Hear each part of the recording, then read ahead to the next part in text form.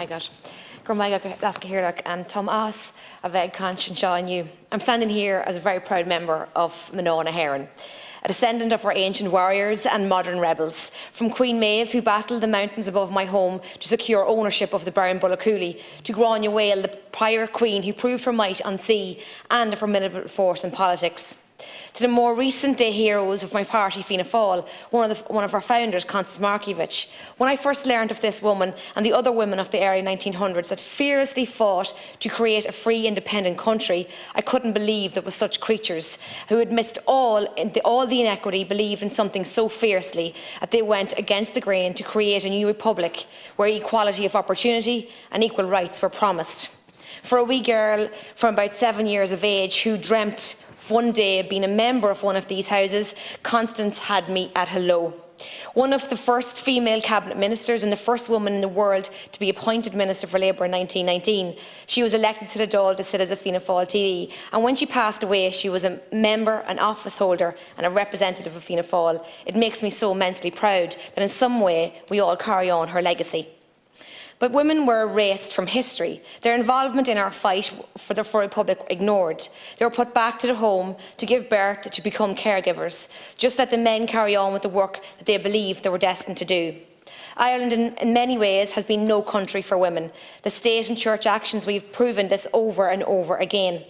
Look what the state has done to women time and time again. Mother and baby homes, Magdalene laundries, inadequate healthcare for women, and even the treatment back in the day of Noel Brown, when he tried to change things, make things a little bit better for women in this country, highlights where women were on the hierarchy of our society. Alas, today is about celebrating the social, economic and cultural political achievements of women. There are so many, of course there is. And we all have our favourites. My mother Carmel, my sister Lorna, Marion Finucane, Mary O'Rourke, Mara Gagan Quinn, Katie Taylor, Katrina McKiernan, Judge Catherine McGuinness, Sinead Burke. These are some of the many women that I look up to. As I said, today is a day of celebration, but it must be a day that acts as a catalyst for change. We need to use today to ask questions. Why is there still so much inequity? What can we do? What can we all do, men and women? We know change needs everyone, and it's not for us, one gender, to walk alone. Gender equality does not mean that the differences between males and females disappear. Far from it. We need to create equity. Equity means recognising the glorious differences by creating fairness and a new normal, so that we can all achieve the same outcome. The gender pay gap is part of this inequity. In general, women in Ireland earn 14.4% less than their male counterparts. This is a critical issue, and the pandemic has highlighted the pay inequality so harshly. For example, the earlier waves of job losses, females accounted for more than half of all PUP claims. As of 2nd of March 2021, the majority of women who were in receipt of PUP payment rates below the top rate of €350 and accounted for the majority of the lower payment rates. The government is progressing with the initiatives to address inequality, and the Gender Pay Gap Information Bill, which will be progressed, will assist in continuing to highlight and rectify the pay gap, but it cannot come fast enough. We will never be able to say that. We will also never be able to say that gender equality is gone until prejudice is overcome, and we have eliminated the irrational bias that people have against somebody just because they are female. Equal rights are not enough. This equality also exists in our minds, our biases and prejudice that remains to be fixed.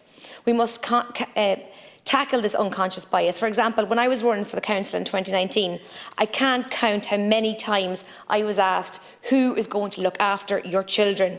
Imagine asking a man that question. It's something that just would not come up. And the lack of inadequate childcare provision in this country is part of that unconscious bias. Part of our bias comes from our laws, our constitution. We have to mature as a country and realise that when our constitution, which is the basis for our laws, it is outdated and innately biased against women, it needs to be changed. Article 41(2), the women's places in the home. This article, with the state recognising the support women give in our country, but it is just a platitude, and platitude don't pay the bills. I feel Article 42, I know Article 41(2) needs to be amended to be gender neutral and to acknowledge the role of care in Irish society. And there is a reason why we are catching up. on providing an adequate care for our most vulnerable, why would the state choose to provide childcare or elder care? Why? Because women were banned from the workplace. Their place was in the home to look after their children, and when that was done, they looked after their ageing parents. A woman's place is where she chooses to be. A man's place is where she chooses to be, and it is the job state to recognise that.